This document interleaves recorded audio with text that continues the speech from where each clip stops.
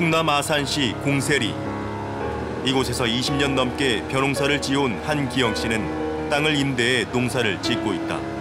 작년보다 작황은 좋은 편이지만 걱정부터 앞선다. 올해는 어떠세요? 예년보다 소출은 조금 약간 더 나오는 편인데요. 워낙 가격이 폭락되다 보니까 작년보다 수치가가 한 70% 정도 이 정도밖에 안 되는 것 같아요.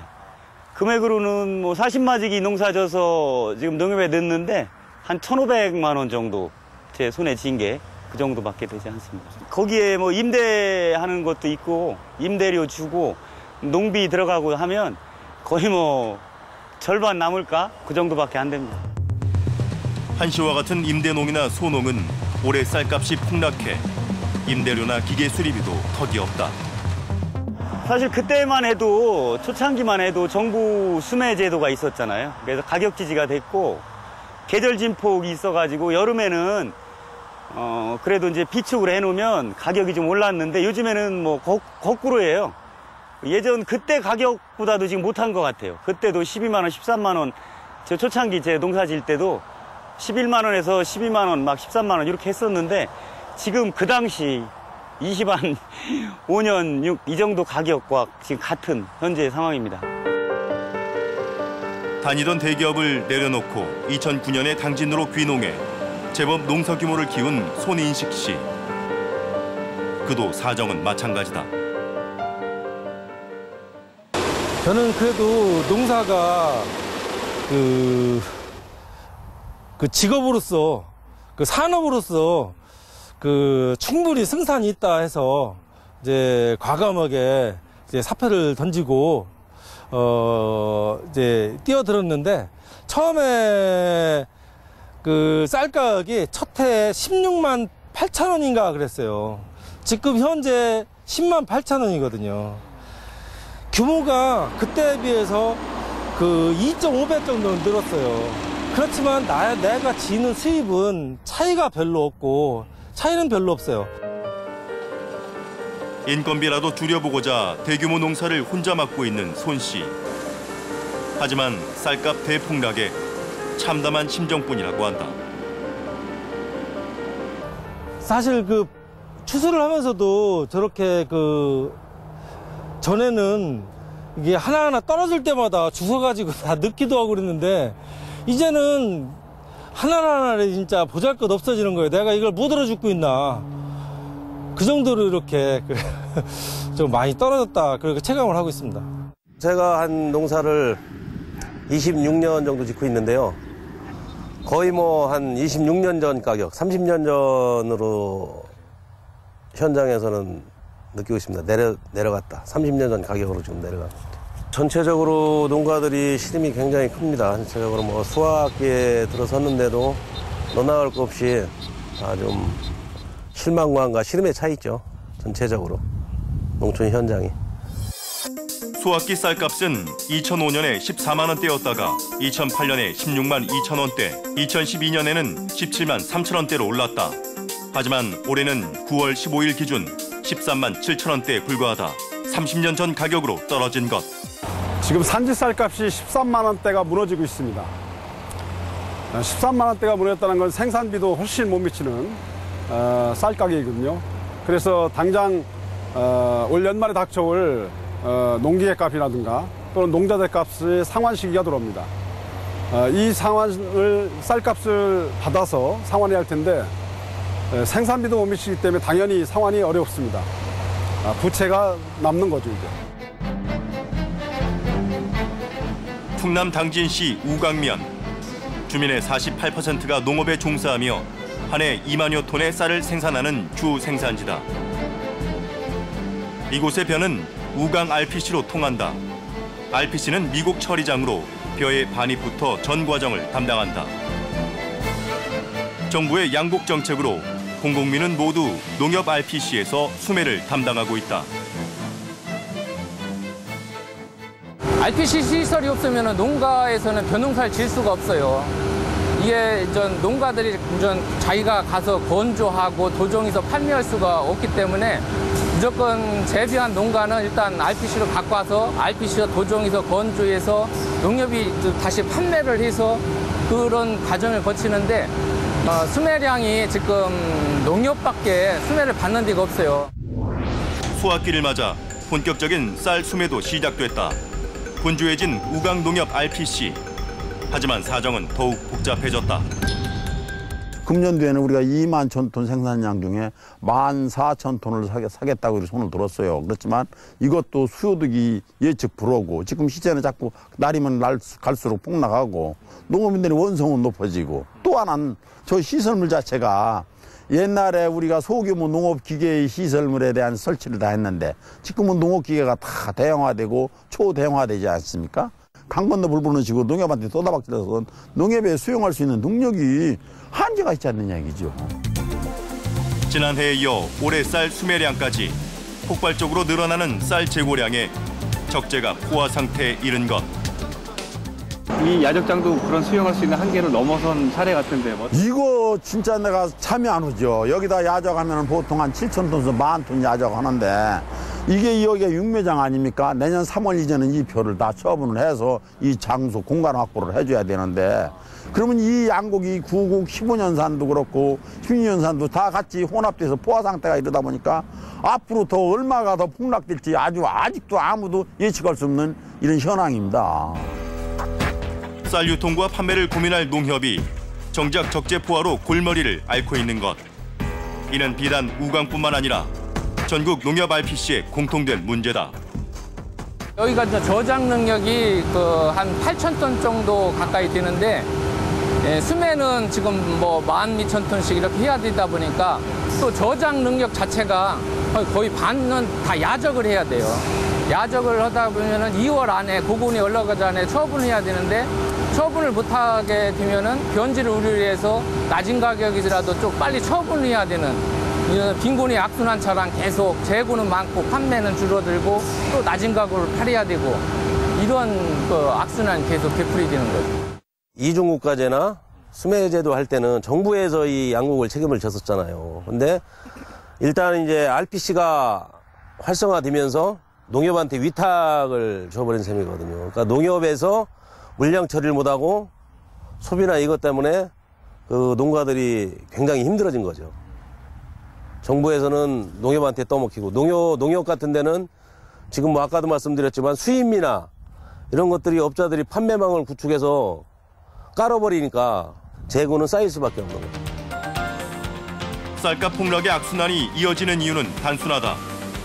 소비량과 격리량에 비해 생산량과 재고량이 크기 때문이다. 과잉 생산이 많아지면서 시장에서 흡수되지 않는 물량을 정부가 사들인 겁니다. 그게 아까 말씀드린 시장 격리라는 개념이고요. 그다음에 소비량이 매년 줍니다. 저희들이 뭐 군수용, 관수용 뭐 등등 이렇게 주고 기초생활수급자들한테도 공급을 하고 그러는데 그 수요들이 줍니다. 그러다 보니까 이제 그 재고량이 많아지는 거고 결정적인 것은 시장에 남는 물량을 어디로 갈 수가 없으니까 정부가 사들여서 창고에 쌓아놓은 겁니다. 시장에. 아무튼 지금 상황으로 봐서는 과잉 생산에 따른 시장에서 흡수되는 물량을 정부가 사들여서 재고로 관리하고 있다. 그러나 전문가들은 과잉 생산에 따른 소비 감소보다 쌀 수입 물량이 재고가 큰 원인이라 말한다. 쌀 소비 감소는 예측 가능한 변수거든요. 그러면 예측 가능하다고 하면 변수라고 볼 수는 없는 거죠. 그리고 이제 쌀 소비량 감소분은 1년에 한 8만 톤에서 9만 톤 정도가 되는데 우리가 이제 조율 관세, 5% 조율 관세로 의무적으로 수입해야 할 물량이 41만 톤입니다, 매년. 의무 수입 물량이 더 큰 원인이 되었다고 이렇게 생각이 되고요. 한편 정부는 쌀값이 폭락하더라도 농가 소득을 보호하겠다는 입장. 쌀 소득 보전 직불제, 이른바 직불금으로 96%까지 손해가 보전된다는 것이다. 쌀값이 떨어지면 수입이 줄지 않습니까? 그래서 목표 가격을 정해놨습니다. 18만 8천 원, 80kg 쌀 한 가마에 18만 8천 원으로 돼 있는데 거기서 떨어지게 되면 일정액을 보전해주는 정부 재정으로 보전해주도록 돼 있습니다. 그래서 현재 내년도 예산에 그게 담겨져 있는데요. 실제 14만 4천 원 기준으로 담겨 있습니다. 그래서 1헥타 기준으로 보면 한 137만 원 정도가 농가에 지급될 수 있고, 거기 고정직불이 1헥타에 100만 원이거든요. 3,000평당. 그래서 한 237만 원 정도의 소득 보전 장치가 돼 있다. 쌀 직불금은 1헥타르당 올해 100만 원 고정 직불금과 소학기 목표 가액의 차액 85%를 보전하는 변동 직불금으로 구성된다. 변동 직불금은 쌀 80kg의 시장 가격이 13만 5천 원인 경우 목표액 18만 8천 원과의 차액인 5만 3천 원의 85%, 즉 4만 5천 원을 시장 가격에 더해준다. 하지만 직불금에 대한 현장의 목소리는 차이가 있었다. 정부는 96%까지 소득이 보전된다고 하지만 농업 현장에서는 탁상공론이란 비판이다. 직불금으로 이제 그 소득을 보전해 준다고 이야기하지만 이 변동 직불금도 농업 보조금 총액 한도가 있습니다. WTO에서 규정하는 건데 그 금액의 한도가 1조 4,900억 원이거든요. 그래서 변동 직불금으로 무한정 보전해 줄 수는 없다. 한계가 있다라고 이렇게 보여집니다. 그래서 이 쌀값 안정에는 한계가 있다라고 보여집니다. 정부는 4년 전에 정해놓은 어떤 명목 가격을 기준으로 96%를 이야기를 하죠. 실제 그동안의 생산비가 올라간 부분들이 한 9%에서 10% 정도로 지금 추정이 되고요. 그다음에 그동안에 이제 소비자 물가 상승률이 또한 5%에서 6%입니다. 그러면 이제 정부가 아무리 보전을 한다 하더라도 4%는 어쩔 수 없이 농가가 이제 손해를 봐야 되는데 여기에 생산비 증가분하고 소비자 물가 부분을 계산하면 한 15%에서 16% 정도 또 농가의 소득 손실이 발생하죠. 두 개 합치면은 사실 한 20% 정도의 농가의 소득 손실이 발생합니다. 목표 가격을 기준으로 해서 96%라고 하는 이야기는 굉장히 탁상공론의 이야기고 농민들 피부에는 전혀 와닿지 않는 이야기가 되는 겁니다. 쌀값 폭락과 재고 증가로 인한 손실은 단순히 농가 피해만이 아니다.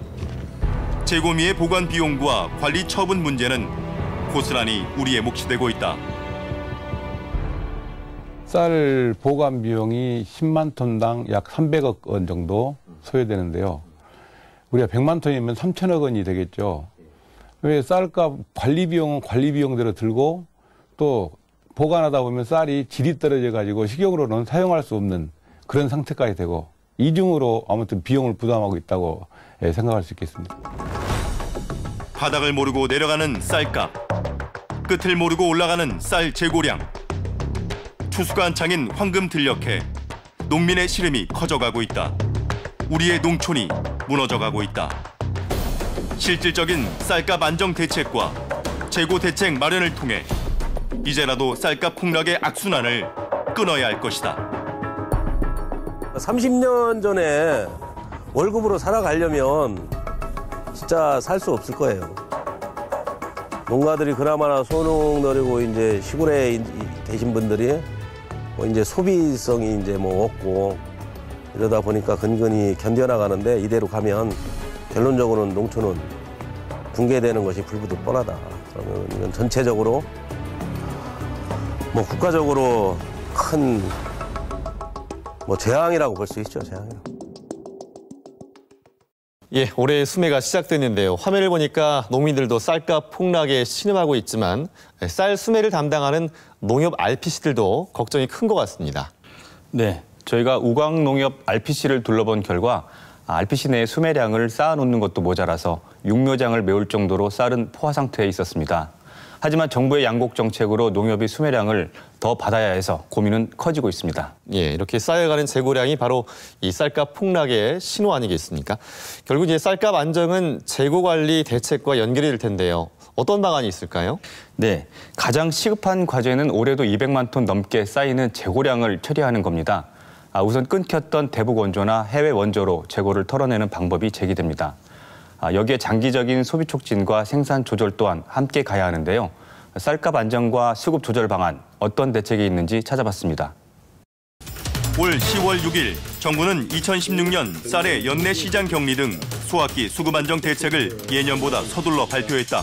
또 이 본격적인 수학기인데다가 대폭 쌀값이 하락한 데 따른 시장의 불안 심리도 커지고 정부는 신곡 수요 초과 물량의 25만 톤 시장 격리와 벼 매입 자금의 확대, 농업진흥지역 정비 및 고품질 쌀 생산 등의 방안을 대책으로 내놓았다.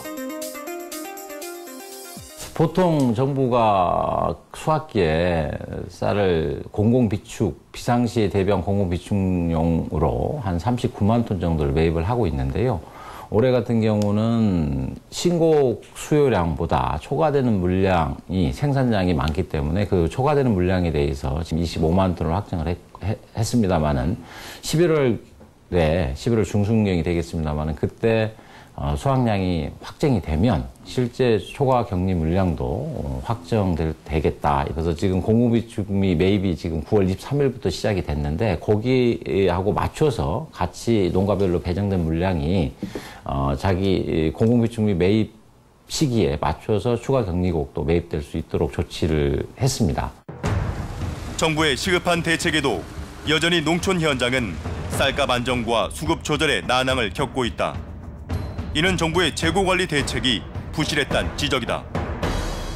정부가 일관성이 없는 게 한 10여일 전만 해도 35만 톤에서 45만 톤 남을 것이다. 그래서 그것을 연말 안에 한번 경영할 수 있도록 노력을 해보겠다 이렇게 발표했었거든요. 그런데 어저께부터 갑자기 25만 톤으로 이게 10만 톤 이상을 줄였습니다. 그런 정책이 과연 우리가 그 쌀 가격을 인상시키는 요인을 갈 수 있나? 원래 그 쌀값의 안정을 가져오기 위해서는 그 과잉되어 있는 재고를 어쨌든 간에 처분을 해야 되는 게 가장 중요한 문제였습니다. 그래서 정부도 그걸 알고 올해 초부터 재고 특별 관리 대책을 발표하고 시행을 했죠. 근데 원래는 정부 계획대로 하면 한 56만 톤 정도의 재고량 감소를 가져와야 되는데 거꾸로 원래 재고량이 더 늘어났어요. 정부의 그 수급 조절 실패, 재고 관리 대책의 실패가 지금 가격의 어떤 그 대폭락이라고 해야 될까? 이런 부분을 불러온 가장 큰 이유라고 할 수 있습니다. 과거의 쌀 재고량은 2004년 85만 톤, 2008년 68만 톤, 2012년에 76만 톤이었다가 최근 3년간 폭증하고 있다. 특히 최근 3년간을 보면 14년 118만여 톤에서 15년에 170만여 톤으로 늘어났다. 올해는 210만 톤에 이를 예상. 이 중 정부 재고량이 가장 크게 증가했다. 2008년도에 이제 대북 지원이 끊어지고 그 다음에 한번 과잉 재고됐던 부분들은 사실은 이제 2010년, 2011년, 2012년 이렇게 흉년이 들면서 과잉 문제가 해소가 됐었어요. 풍년의 그 효과가 이제 3년 연속으로 누적되면서 이제 재고 물량이 점점 늘어나고 그러면 이제 그런 상황에서는 정부가 수급 조절을 위해서 그 재고 처분에 대한 어떤 특별한 대책들을 했어야 되는데 그거 없이 그냥 오다 보니까 그동안 누적된 재고로 인한 가격 폭락이 작년하고 올해에 집중적으로 지금 나타나는 거죠. 일본 같은 경우도 우리랑 똑같은 쌀 산업으로 고통을 많이 겪었는데 일본은 재고를 2번인가 3번을 완전히 다 털어냈어요. 175만 톤이라고 하는 것을 언젠가는 지금 사료용도 풀고 뭐 하는데 일부만 풀어서는 그게 해결이 안 될 거라고 생각해요. 한 번은 정확하게 다 털어버리고 이게 수급에 맞춰서 이렇게 진행이 되지 않을까. 재고가 쌓인다는 것은 쌀값 폭락을 부추기는 신호다. 때문에 수입쌀과 재고쌀을 시장에서 격리시키는 게 급선무. 전문가들은 이를 두고 여러 해법을 제시한다. 이 의무 수입 물량 41만 톤을 어떻게 사용할 것인가, 그게 중요하다고 생각합니다. 예를 들어서 식용으로 사용하지 않고 사료용으로 사용하게 된다면은 이 밥쌀용 쌀 시장에는 이제 영향을 미치지 않는다, 이렇게 볼 수 있겠습니다. 이 재고민은 일단은 이 식용 쌀 시장에 나오지 않는다는 이 신호를 반드시 보내줘야 된다고 생각하고요. 그리고 이건 가급적이면은 사료용으로 돌리거나 아니면은 이 그 가공용으로 돌리거나 하는, 그게 밥쌀용 쌀 시장으로 나오지 않는 그런 대책이 필요하다고 생각이 됩니다. 그렇다면 재고민을 국내 시장에서 완전히 격리할 방법은 무엇일까? 전문가들은 끊겼던 대북의 인도적 지원을 재개하라고 입을 모은다. 최근 홍수 피해를 입은 북한이나 계속되는 재난으로 어려움을 겪은 IT의 원조도 한 예이다. 이런 재난 지역에 대한 해외 현물 원조뿐만 아니라 국내에서 재고미를 소진하는 실질적인 방법도 제시되고 있다. 그럼 그동안 정부가 하지 않았던 정책 가운데서 공공급식 영역이 있습니다. 정부가 이제 지금 과잉 재고되어 있는 쌀을 좀 저가로 굉장히 싼 가격으로 이런 그 공공급식용 시설들에 공급을 함으로써 밀가루 식단의 비중을 좀 줄이고 그리고 쌀 식단의 비중을 늘리게 되면 보다 실질적인 그 소비 진작 효과가 있을 겁니다. 1인 가구와 맞벌이 증가, 먹거리의 다양화 등 변화된 식생활 문화로 우리나라의 쌀 소비는 줄고 있다. 국민 1인당 연간 쌀 소비량은 1996년에 128kg에서 2015년 62.9kg까지 큰 폭으로 떨어졌다. 30년 전의 절반 수준이다. 주목할 만한 것은 밥쌀용 쌀 소비량은 줄어드는데 가공용 쌀 소비량이 늘고 있다는 것. 여기에 해답이 있지 않을까. 서울시 서대문구. 이곳은 한국쌀가공식품협회에서 2012년에 문을 연 국내 유일 쌀 가공식품 전문 판매점이다. 우유 대신 쌀가루를 넣어 만든 쌀 커피라떼와 쌀 음료를 비롯해 쌀로 만든 과자와 면, 국수까지 국내 업체에서 만든 다양한 쌀 가공품을 전시 판매하고 있다. 바쁜 현대인이나 아니면 앞으로 미래 세대들도 쌀을 밥으로 이제 섭취하기에는 어떻게 보면 한계점에 지금 도달한 시점이라고 볼 수가 있는데요. 앞으로 이런 대체안으로 사실 쌀 가공식품이 중요한 것이 사실입니다. 그래서 쌀 소비를 증가할 수 있는 대체안으로 생각을 하고 있습니다. 쌀 가공식품 육성은 쌀 소비 촉진 방안의 오랜 숙제였다. 하지만 먹거리 트렌드와 시장성이 약해 크게 성장하지 못했던 게 사실. 그러려면 이제 R&D부터 실은 잘해야 되거든요. 쌀을 이용한 다양한 제품들을 만들어내는 R&D 지원이라든지 이런 것들도 좀 해야 되고요. 하고 있고요. 또 하나는 이제 비식용 분야로도 쌀의 무한 변신해서 쌀도 실은 화장품 원료로도 쓰고 뭐 다양하게 씁니다, 실은. 근데 이제 그러려면 채산성이 맞아야 된다는 얘기죠. 쌀가루에 대한 연구 이런 것들을 지금 열심히 하고 있습니다만 그런 것들이 좀 상용화될 수 있도록 그렇게 지원하는 시스템도 확충해 나가고 있습니다.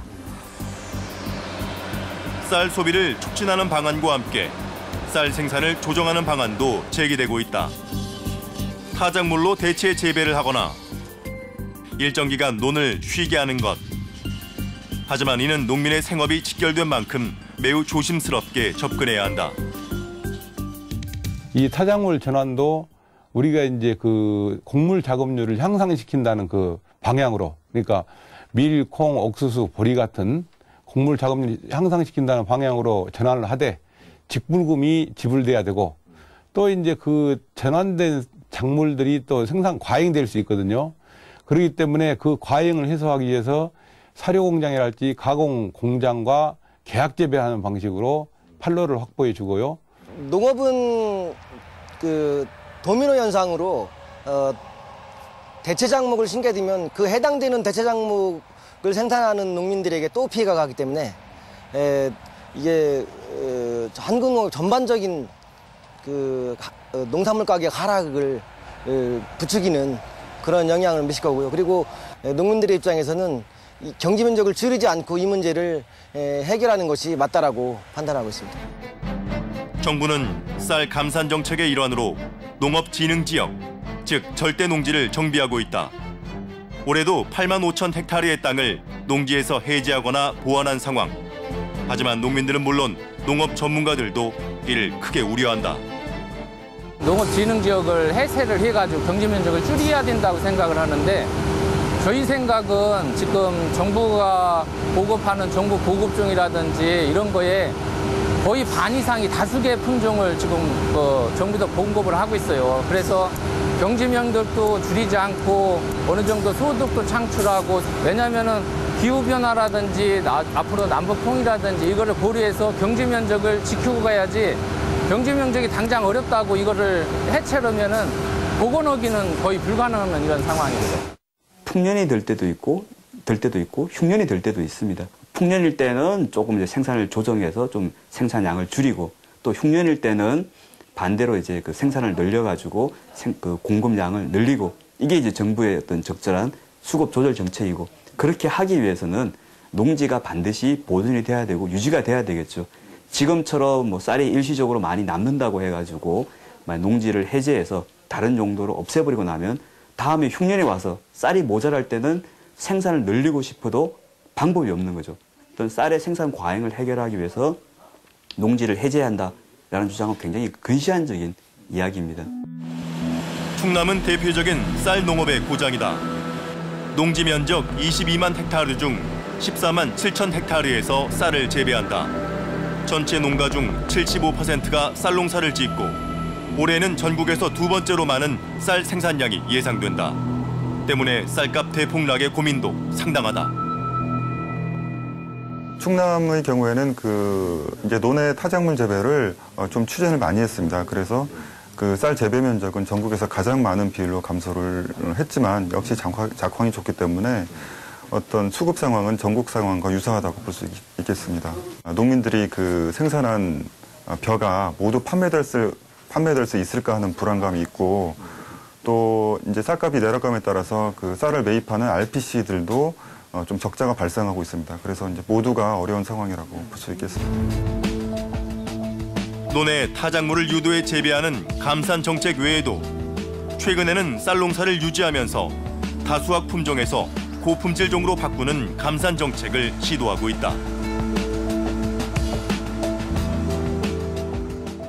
이제 고품질 품종을 재배를 하다 보면 쌀 수확량은 좀 줄어드는 대신 밥맛 좋은 쌀이 나올 수가 있기 때문에 고품질 품종으로 전환하려는 노력을 계속하고 있는데 도에서는 대표적인 고품질 품종으로 이제 품종으로 삼광벼를 보급하는 것을 확대를 하고 있습니다. 그래서 공공비축 및 그 시군 배정 기준에 있어서도 삼광벼 재배 면적을 금년부터 기준에 넣었고 또 정부 보급종 보급에 있어서도 삼광벼 같은 고품질 품종을 확대 보급을 하겠습니다. 농민들도 쌀값 폭락을 겪으며 상당수가 고품질 품종으로의 전환을 고민하고 있다. 하지만 하루아침에 바꾸는 일은 결코 만만치 않은 일이다. 저도 그동안은 이제 양으로 승부를 했거든요. 수확이 많이 나는 품종을 위주로 해서 이렇게 했는데 이제는 이제 그거보다는 품질로 승부를 해야 될 것 같은 생각이 들어요. 양이 많이 나오는 것은 예를 들어 4만 원이면 그 고품질은 제가 5만 5천 원 정도씩 이렇게 팔거든요. 물론 수량의 차이는 좀 있지만은 이제 개인 판매도 고품질이라서 좀 늘려야 될 직거래도 늘려야 될 필요성이 있는 것 같고요. 고품질 쌀로 유도하기 위해서는 보다 좀 적극적인 그러한 정책이 필요할 것 같고요. 이걸 시행함에 있어서도 농민들과 좀 사전에 논의를 통해서 해서 꾸준히 지속적으로 할 수 있도록 대책을 세워야 되는데 연초부터 생산 계획들을 농민들과 협의해서 꾸준히 해야 된다고 생각합니다. 쌀값 대폭락에 무너지는 농민들. 우리의 농업을 이대로 둘 것인가? 적극적인 소비 촉진과 재고 관리, 장기적인 생산 정책으로 폭락하는 쌀값을 연착륙시켜야 할 것이다. 가을 거지가 끝난 들녘, 정부의 의지 있는 정책으로 이곳에 희망의 씨앗이 뿌려지길 기대한다.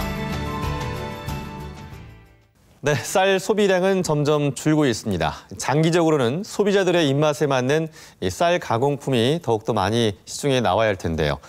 단기적으로 소비를 늘릴 수 있는 방법은 없을까요? 네, 농업 전문가들이 새롭게 제시하는 해결책은 공공 부분의 쌀 소비책입니다. 학교나 사회복지시설, 공공 영역의 급식에서 밀가루의 식단을 줄이고 쌀 식단 비중을 늘리는 것인데요. 공적인 영역에서부터 식생활의 변화를 유도할 수 있고 쌀 소비 촉진에도 도움이 될 수 있어 효과적인 방법으로 보입니다. 예. 자, 한편으로 정부는 쌀 생산량을 조절하는 감산 정책으로 이른바 절대 농지라 불리는 곳에 해제를 추진 중인데요. 이건 어떻습니까? 예, 물론 효과적인 감산 정책이 필요하긴 합니다. 우선 타작물 재배는 단기적인 손실이 클 수밖에 없고 타작물의 과잉도 예상되기 때문에 농민과 소통하며 대책을 마련해서 연착륙을 유도해야 됩니다. 또한 절대농지는 한번 해제되고 개발되면 돌이킬 수 없기 때문에 농업 현장에서는 크게 반발하고 있습니다. 예. 자, 윤성희 PD 수고하셨습니다. 이 쌀 한 톨의 무게는 얼마나 될까요? 어느 가수는 쌀 한 톨이 생명의 무게이고 평화이고 농부이고 세월의 무게라고 노래합니다. 이 수확 때마다 길에 떨어지는 쌀 한 톨도 아까워서 일일이 주워 담았다는 농민들. 이들의 무게를 생각해 본다면 쌀값 폭락 이제라도 막아야 하지 않을까요? 자, 시사 플러스 오늘 순서는 여기까지입니다. 다음 주 목요일 밤에 다시 인사드리겠습니다. 함께해 주신 여러분 고맙습니다.